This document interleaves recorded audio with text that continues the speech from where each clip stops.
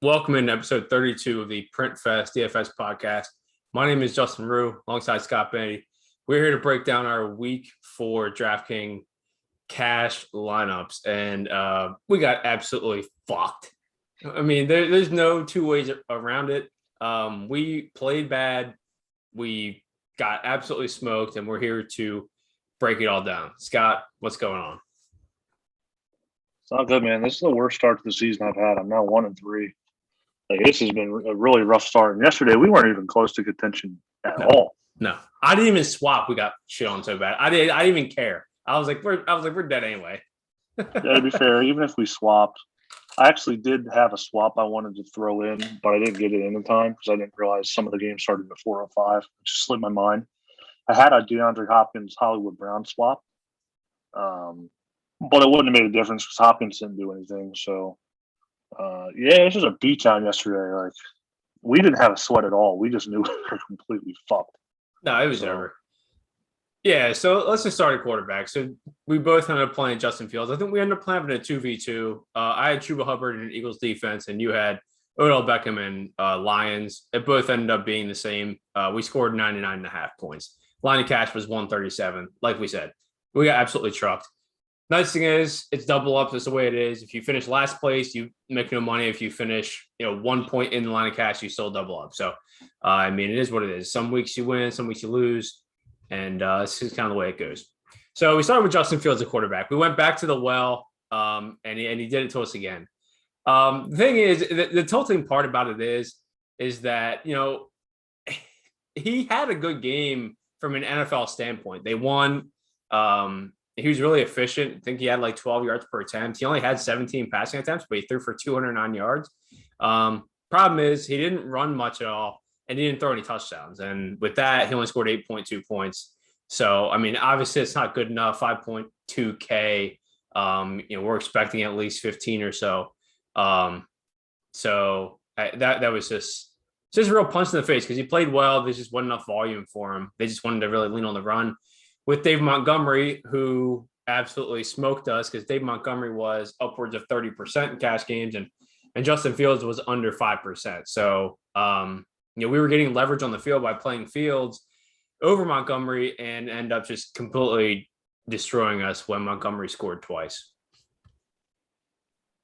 Yeah, and this was a great spot for Fields too. And that is the tilting part, is that not only did Fields play well, but like, what is the deal with the Bears and his rushing? Like 9 yards rushing.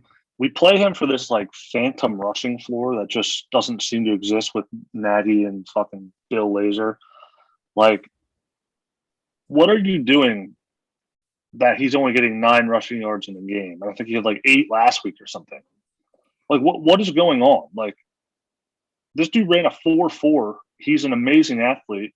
Now, I know it, like, they didn't really get threatened by the Lions and all in this game, which also hurt his upside. But yeah, watching Montgomery just, scatter his little ass in the box twice while we're sitting here with Fields at sub 5%. Like, it really hurt us, especially when Dak and Hurts and everyone else, all the other owned quarterbacks just went off. So that alone kind of killed us. That put us way behind. So yeah, it's hard to play Fields no matter what his price is right now because he just doesn't have a rushing floor that we played for. Yeah, absolutely. Yeah, and I hope people played Hurts. I called him my windmill of the week, and I think he put up 31 points on the Chiefs. So hopefully people that were listening to this were on Jalen Hurts this week. Moving over to running back, Derrick Henry, he was the lock of the week. He ended up being the chalkiest player on the slate. He was 8,800. Taking on the Jets without A.J. Brown, no Julio Jones. He totally smashed 28.7 points, got into the box. He touched the ball like 35 times. He's just such a lock every week at this point with him, being involved in the passing game enough. He had another 2 receptions for 20 yards here. It used to be Derrick Henry would catch either maybe one ball or not catch a ball at all. And now he's actually getting targeted, 3 or 4 times a game, which is enough when he's getting 25 to 30 carries a game. So, Henry, I feel great about the process on him. The results were great. I feel good about Henry. Yeah, when Julio and A.J. Brown got ruled out, It was pretty impossible not to play Henry, especially against a really bad Jets team. Like we knew they were going to lean on him at least as much, if not more, than they had the previous 3 weeks. I'm not sure how many touches he had, but his rushing prop was like 122.5 or something. Mm-hmm. Something. It was in the 120s, which is I've never seen anything like that before, which is wild. Yeah, and with how bad running back is, you just had to play him. I had a lineup without him that would have gotten absolutely stomped because it had Cup and Adams in it instead of Henry. So yeah, you just we right now with no CMC, we're just gonna have to play him every week. Yeah. So we went with DeAndre Swift, and we talked about him on Friday night. So at 6,200, we know what kind of passing game role he has, where he's averaging like 7 targets a game.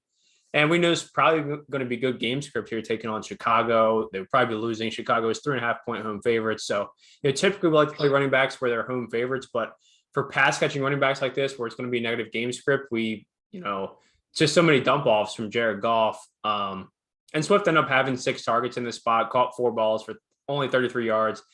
I mean, the bad part is he's really inefficient on the ground, only 8 carries for 16 yards, and he got out carried by Jamal Williams, which, I kind of expected. They basically split 50-50 on the ground. But the biggest thing about Swift is that receiving role, and on Draftkings with it being full PPR, I really did feel fine about the play, and he ended up playing 73% of snaps, which was actually a season high for him. It just ended up getting there. He only scored 8.9, kind of hit his floor, but I'm willing to go back to the play. Yeah, I mean, he was out there. He ran, I think you said like 33 routes. He played like 73% of the snaps. Like everything was there for him. It's just, variance hit with Swift this week. I don't feel bad about this play at all. Like he still had 4 receptions. Like that's fine. But the 8 for 16 kind of lowered his floor a little bit. But that's kind of what you get when you play a guy like Swift. But process-wise, everything was lined up well. It's just bad variance. Yeah, he's too cheap on DraftKings. He's he's right there. To me, he's right there with Eckler. His usage coming into this game was exactly like Eckler's, where he's getting around, 12 to 15 carries and also getting like 6 to 8 targets. I mean, that is a DraftKings running back that you want, especially a negative game script. So, he ran a little bad. I don't feel bad about the play. I think that he was fine. So Devontae Adams, this guy's just a total smash every week. He only ended up going 6 for 64 in this spot. I believe he was the highest owned wide receiver on the slate with 37.9% owned. Only scored 12.4 points. I mean, I'm not even really sure what to say on this one. What are your thoughts on this play? Honestly, I don't know. Like, he still had 11 targets. He only had 83 air yards. He still had 31% target share. It just, the connection wasn't there with Rodgers like it is usually. Like if you think you're going to get 11 targets from Adams in a game where they scored 27 points, you think that he would have done a little bit more. I mean, he didn't get in the box. He didn't approach the bonus. 6 for 64 really is, it's pretty close to his stone floor with the role that he's been seeing. But again, it's just bad variance, like 11 targets. That's completely fine. We're never going to expect 18 every week like he saw last week. So I don't know. Playing him obviously hurt, but he was fairly high owned. Cup didn't do anything. Diggs wasn't owning cash. So all the high priced receivers, they kind of just did nothing except for DJ Moore, who we'll touch on a little bit. But again, I think it was just one of those days. Yeah. So there's other 2 wide receiver spots. One with Amari Cooper and Robert Woods. So Robert Woods, he basically did nothing until the 4th quarter, and then started getting targets, ended up getting into the box. I mean, so he kind of sucked out there, scoring 14.8 by getting in the box late. He was 5.3K, so I mean, I guess he was fine. But I mean, he absolutely did nothing. And really, this is Cooper Kupp's offense. Cooper Kupp ended up having another 13 targets. This is his offense. I think that, we talked about on Friday that it's, we kind of expect Cooper Kupp to come back to earth a little bit and Robert Woods to kind of close the gap a little bit here between the target share. But after this game, this is 4 weeks of data we have now that's showing that Cooper Kupp is the clear alpha in this offense. He has over 30% target share in every single week. So Cooper Kupp is the clear alpha. Robert Woods is not as big a part of this offense as we originally thought, and there's probably a reason that he's 5,300. So he's still to being fine as a play at that price, but his ceiling is basically gone at this point. Yeah, I agree. I'm going to take a wait and see approach with Robert Woods moving forward. You know, he was out there for the exact same snap shares Kupp. You know, he's out there for 95% of the snaps, but target wise, like Kupp again dominating with 13. Woods only had 6. Van Jefferson and Higbee also had 6. So it's just cool. It's a clear connection between Stafford and Kupp, and then everyone else is kind of getting sprinkled in. So yeah, it's going to be wait and see from here on out. This was a great spot for him at 5.3K. We've never seen Bob Trees this cheap, but I just can't do it anymore with him. Yeah. And then with Amari Cooper, I thought he was extremely underpriced. I'm really surprised he was only 18% owned. At 6K at home, in the dome, we know his home road splits. Like, I mean, he only ended up having 3 receptions for 69 yards. He did get into the box on that 35-yard touchdown. Kind of surprised he only had 3 receptions here. But ended up scoring 15.9. I mean, didn't end up getting there 3x his salary, but 15.9 isn't terrible for a guy that was 6K. Not exactly what I expected, but I honestly I would play him again at 6K. That's just it's pretty cheap. Thing is, I think that the Cowboys are starting to lean into the run a little bit more than they were last year. I mean, last year, their pass rate over expectation was like right up there with the Bills, like at top of the league, Bills and Chiefs. But now, they're kind of settling in, and they're kind of running the ball in spots where they can, which is probably a smart way to play. You know, week 1, they didn't run the ball at all because they were playing at Tampa Bay. So they decided to throw the shit out of the ball, and Amari Cooper and Lamb went absolutely ham. But the last couple of weeks, when their play volume has kind of came down and they're starting to run the ball a little more, Dak's not throwing as much. Dak is still playing out of his mind efficiency-wise, but, they're just not throwing enough for these receivers to really get enough raw volume, even though their target shares are, 25 to 30%. So, I still feel fine about the Amari Cooper play. 6K was too cheap for him. Yeah, 6K for Cooper at home. Like you hit on the home road splits. It's well known at this point. It is worth mentioning that Cooper did end up getting hurt. He ended up missing a couple series. He only ended up playing 47% of the snaps compared to Lamb's 80.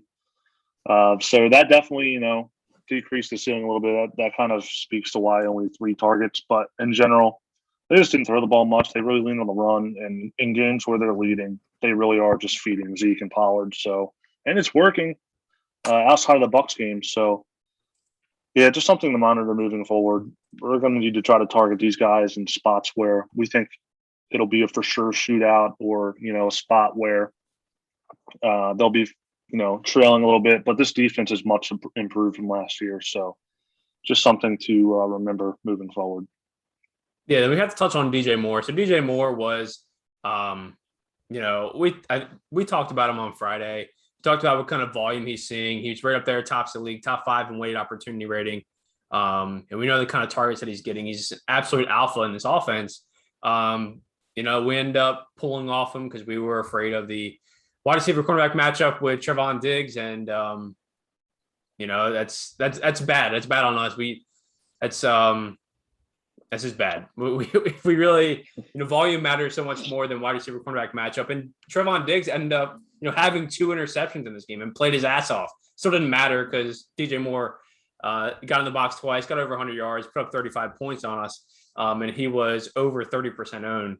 So between that and Dave Montgomery, that basically put the nail in the coffin for us. Moving forward, what we need to prioritize is volume and just stop worrying about wide receiver cornerback matchups. They do not matter. Yeah, this is another spot where it's just DJ Moore is the true alpha. Sam Darnold doesn't really care about anyone else. Robbie Anderson did see a little bit of a positive regression with 11 targets, but it's still DJ Moore saw another 12 targets or so. I had a 2v2 Sunday morning. It was Adams and Woods versus DJ Moore and CeeDee Lamb. Ended up going with Adams and Woods because I liked the floor and ceiling combo a little bit better there. And it sucks because even if I would have went with Moore and Lamb did nothing, and I played Justin Fields, and all the other quarterbacks smashed, so it wouldn't have mattered. I wouldn't have come close to line the cash even if I went that route. So, yeah, this is just a really bad fade. There's nothing more I can say about it. It was just really bad. Yeah. Yeah, all the pain. I mean, that's just a stab in the chest. We love DJ Moore, and yeah, that's just bad. It's bad when he does it to you, and other people have him, you don't. You know he's a good play, and you didn't play him because you're afraid of a matchup, and it's weak. It's weak, and we deserve the punishment that we got for it. Our bank accounts are feeling it, and that's just kind of the way it goes. Moving over to tight end, we punted off with Will Dissly. We talked about on Friday. No Gerald Everett. He was 2.6K. This is what punt tight ends do. I mean, if they don't get in the box, they're going to fail. He scored 2.5 points. He had 2 targets, 2 receptions, 5 yards. I mean, it is what it is. I honestly don't feel bad about it. I would do it again. Tight end stinks. I'm fine with punting it off. If he scores a touchdown, it's pants off. If he doesn't, it is what it is. I mean, it's the tight end. It's punted off. Who cares? Yeah, it just didn't matter. He was the highest owned tight end on the slate. Evan Ingram didn't really do much either. Outside of those two, there wasn't really anyone that got played. Ingram ended up with 7.4 points. But it's fine. You know what you're getting with these low price tight ends. Outside of Dawson Knox, I don't really know that any tight end, went off. So Fant had a nice game, but Schultz had a nice game, but they weren't really owned. It's just who scores a touchdown and who doesn't. That's tight end, and I'd rather just punt it off and hope for a luck box, touchdown and be able to fill out the rest of my lineup with guys that I have a lot of confidence in. So here's the top 5 tight ends on the week. Outside of the Thursday night game, CJ Uzoma was number 1 with 26 DraftKings points, but Dawson Knox scored 20.7, Mo Alley Cox scored 19, Dalton Schultz scored 17.8, Max Williams scored 17.6, Mike Gesicki scored 16.7. Travis Kelce wasn't even in the top 15 tight ends this week, so I mean that is just tight end. Kelce scored 6.3 points. If people played him, they were just totally screwed. Punt off tight end, punt off tight end, punt off tight end. Okay, getting to our flex and defense spots. So I went with Chuba Hubbard, and this is one that I actually feel terrible about. So I like David Montgomery better in a vacuum. He was projecting better point per dollar. He was $100 cheaper. He was at home as a favorite, and I just didn't want to play him because I had Justin Fields already. I did not want 2 Bears on my team and end up biting the hell out of me. Chuba Hubbard was a road dog. I thought he would get a lot of the 2-minute work, a lot of the passing down work. He ended up ceding a lot of that to Rodney Smith, who I didn't even think would be active. And Chuba Hubbard ended up playing 47% of the snaps. Rodney Smith played 37, and Royce Freeman played 17%. So that is not what I wanted. And this is why, Chuba Hubbard, I was hoping for him to play, 75 to 80% of the snaps. And the key word is hoping. I didn't know he would play that. Dave Montgomery was going to play 75 to 80% of the snaps, and that's his role. It's been like that all year. So this is kind of the thing where you just lock in certainty. You know that this guy's a home favorite. You know his role. You know that he's good. You know it's a good matchup. And I should have just went with Dave Montgomery. And Montgomery ended up scoring 25, points. Hubbard scored 9, and I got dunked on. Yeah, I mean, Rodney Smith coming in and playing that amount of snaps with 5 targets, it just killed the upside for Chuba. He didn't end up getting the box. Darnold ran 2 more in on the goal line. He's now leading the league in touchdowns. So, I mean, that's also bad. I don't know. Everything the OC said leading up in the week just made it seem like Chuba was going to have the same Mike Davis role we saw last year when CMC was out. But clearly that did not come to fruition. They were down and throwing a lot in this game, and Chuba wasn't on the field for a lot of that. So, yeah, I was right there. It was a 1v1 between him and Beckham for me. I ended up going with Odell Beckham. I love the spot against Minnesota. They've been atrocious this year. Their secondary is terrible. No Jarvis Landry, had a nice total over 50 in this game. Beckham still ended up, seventh in the league in air yards this week. Baker missed him on a wide open freaking touchdown. I watched it live. It was like it doesn't get worse than watching that. 7 targets, 22% target share. You want a little bit more than that, but 144 air yards. Like it's just bad. Just bad variance. And Baker played by far his worst game of the year. He looked like complete hell out there. I stand by. The spot was really good. Like the Browns should be ashamed of themselves for not putting up at least like 24 plus points against this terrible defense. Like what did they end up scoring? 11 points? Like come on, Yeah. Just all really bad. So just everyone in their lineups from top to bottom outside of Henry just really stunk it up this week. So some lessons learned, and but a lot of my process I feel okay about. A lot of it needs improvement.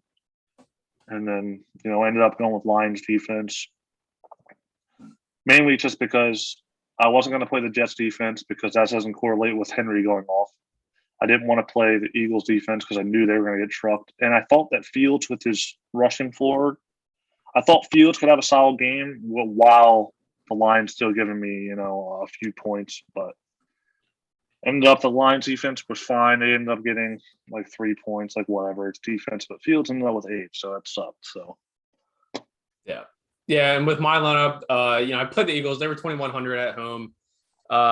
They actually were the only defense that could have fit. I was not going to play the Jets against Henry. And I didn't have enough money to even get up to the lines if I wanted to. This lineup was zeroed out. So went with the Eagles. They scored -1. So lesson there is don't play defenses against Patrick Mahomes. But I mean, at the end of the day, defense is defense. Who cares? But yeah, lessons learned. Play home favorite running backs when you can over road dogs. Lock in guys who have certain roles. Don't, hope that you can get a guy that's going to have the role that that another guy actually has. In the case of Dave Montgomery and Chuba Hubbard, Montgomery was the better play, and I ended up going with Hubbard, and that was bad. And then, fading DJ Moore. Don't worry about wide receiver cornerback matchups. Worry about volume, worry about talent, and the rest will sort itself out. I think that's about all we've got. Yeah, definitely lessons learned here this week. We got our shit kicked in, but that's the way it goes. And, we try to do better next week. So do you have any other closing thoughts here? Yeah, I hope people play our windmills because they're the only guys who did anything. You said Jalen Hurts. I said Terry McLaurin. They both completely smashed. I think I also said Stephon Diggs. He had a decent day. He went well over the bonus. So that's a nice takeaway. But, yeah, 1-3. Got to keep chugging along, get the train back on track. And hopefully we'll have a successful, Sunday next week. Yeah, this was definitely a big humbling experience. There was in this $25 double up, there's 9,100 people, and we finished about 8,600. So damn near getting close to last place. So that is good. A humbling experience, and definitely just kind of you're gonna have weeks like that. Hopefully you have less weeks like this moving forward, but we'll try to avoid it. Yeah, just brutal. So I'm 3-1 on the year. It's my first loss that I've taken in cash games. So I'm gonna look at my wounds, and we're gonna be back on Friday to break down the Week 5 DraftKings main slate. Until then, good luck, everybody.